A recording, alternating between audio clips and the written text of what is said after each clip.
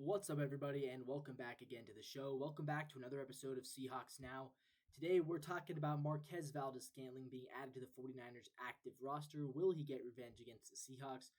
Plus, Colin Cowherd ranking the Seahawks as the sixth best team in the NFL.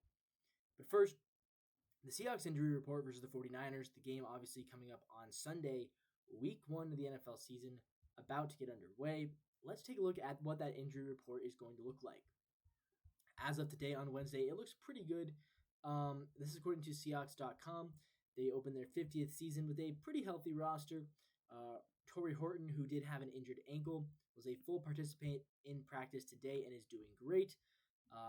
Uchenna Nwosu, limited. He's coming back from knee surgery. Jake Bobo remains in concussion protocol. Cody White with a shoulder injury and Derek Young with a hamstring injury.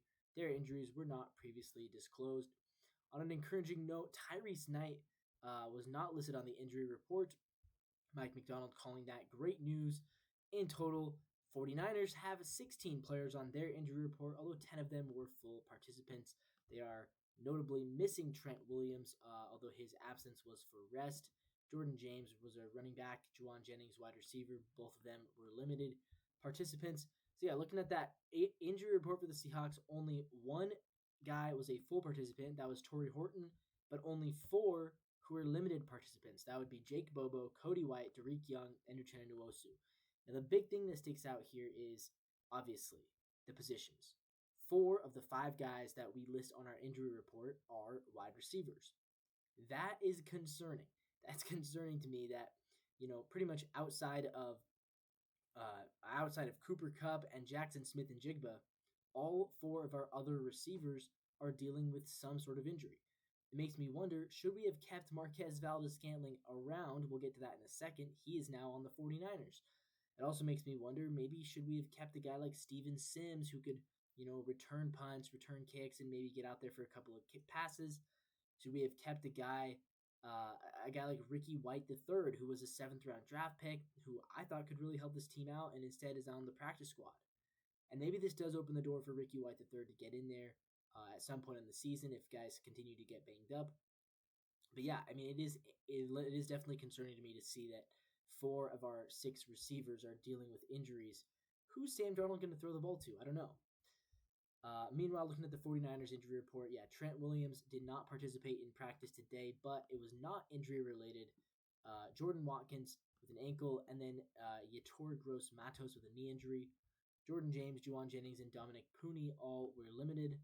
And then their full participants include guys like Isaac Garendo with a shoulder injury. He was a full participant. Backup quarterback Mac Jones with a knee injury was also a full participant, as was defensive end Michael Williams, also with a knee injury.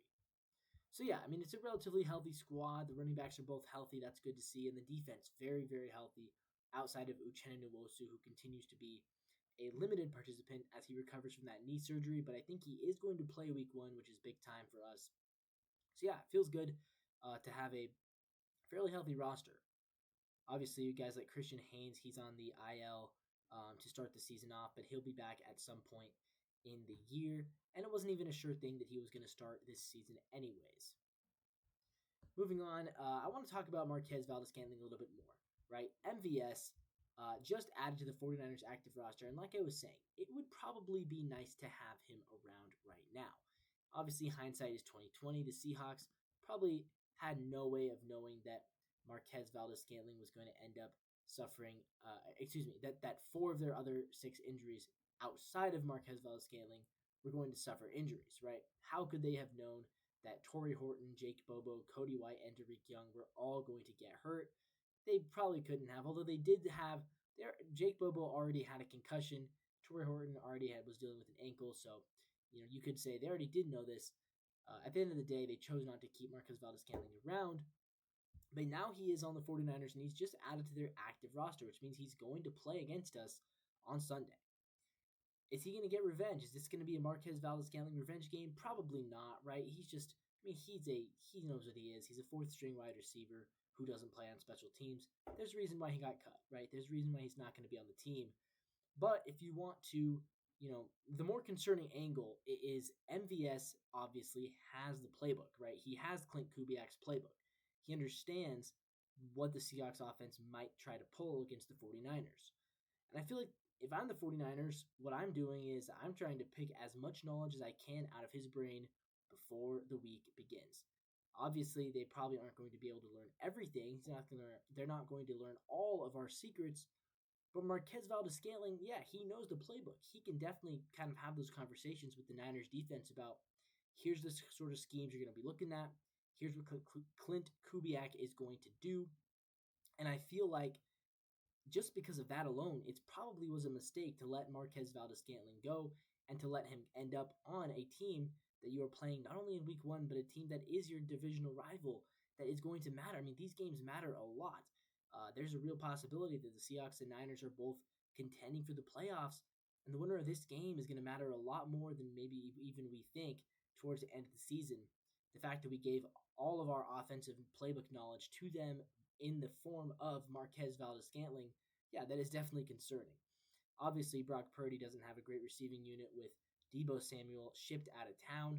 Brandon Ayuk is still dealing with injuries. So, yeah, it's going to be a pretty bleak receiving squad.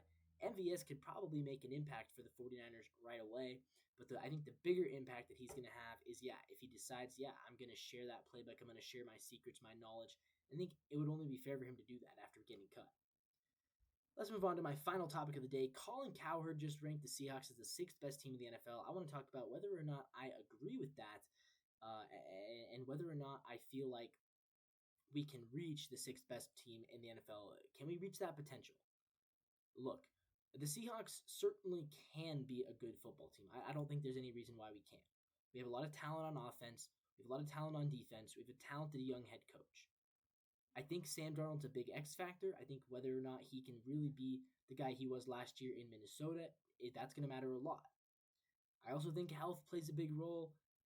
Health of the running backs, right? Can Kenneth Walker and Zach Charbonnet actually provide you with a really good season between the two of them?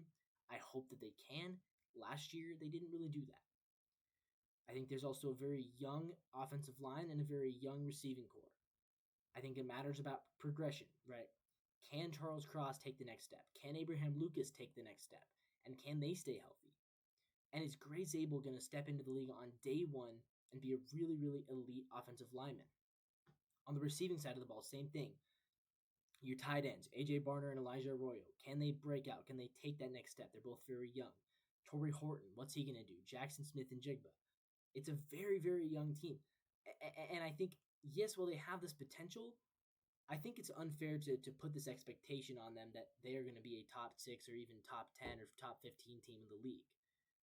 I don't want to put that pressure on them because I think when the team feels like we have to win, we have to prove that, yeah, we are one of these top, however many teams in the NFL, that's when things start to get dicey. That's when it starts to get into their heads. And that's when a couple of losses might derail them. Right? For a young, scrappy, hungry team, a couple of losses is not the end of the world. A couple of losses is just going to motivate you. But for a team that's being told you're a top 5, top 7, top 8 team in the league, all of a sudden there's a lot of pressure. And the loss is no longer a motivating factor. The loss all of a sudden is a disappointment. Right? Obviously you want to win every single game, but I think different teams kind of know where they're at. And you could argue against that. You say, well, the players, they don't care about the rankings. They just want to win every game.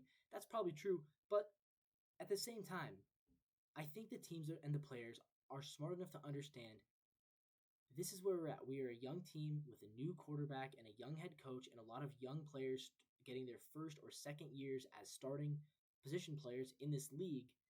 We're not going to expect us to dominate. We're not going to expect us to win the Super Bowl this year.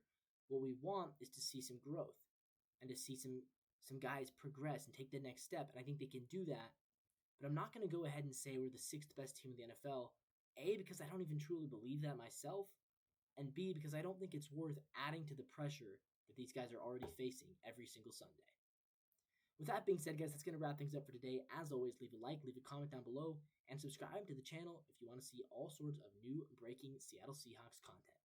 We'll see you guys tomorrow, and as always, until next time, go Seahawks.